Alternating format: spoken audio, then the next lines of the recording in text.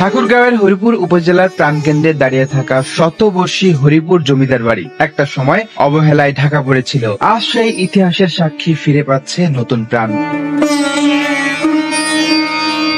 19বিংশ শতাব্দীর মাঝামাঝি ঘনশ্যাম কুণ্ডু নামে এক ব্যবসায়ী এখানে এসে গড়ে তুলেছিলেন জমিদারের ভিত্তি। তার পুত্র রাঘবেন্দ্র রায়চৌধুরী এবং নাতি যোগেন্দ্র নারায়ণ রায়চৌধুরীর হাতে 1893 সালে নির্মাণ কাজ সম্পন্ন হয়।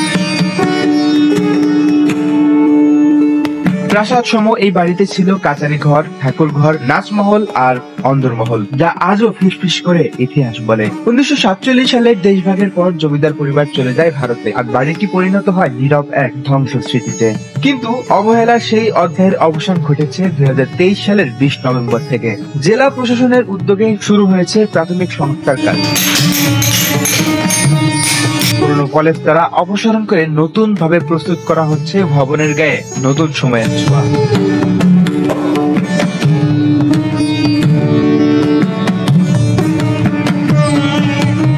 স্থানীয়রা জানাচ্ছেন এই উদ্যোগ এলাকাবাসীর গর্বে পরিণত হয়েছে। কেউ কেউ বলছেন আগে যেখানে নেশার আসর বসতো, এখন সেখানে ইতিহাস জেগে উঠেছে।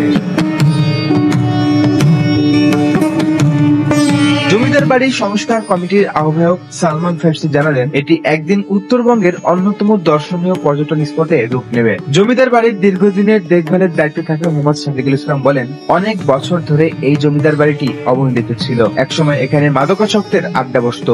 এখন যেহেতু সংস্কার কাজ শুরু হয়েছে, এতে করে শুধু ভবনটাই রক্ষা পাবে না, এটি আমাদের ইতিহাস, ঐতিহ্য আর গৌরবের প্রতীক হিসেবেও সংরক্ষিত থাকবে।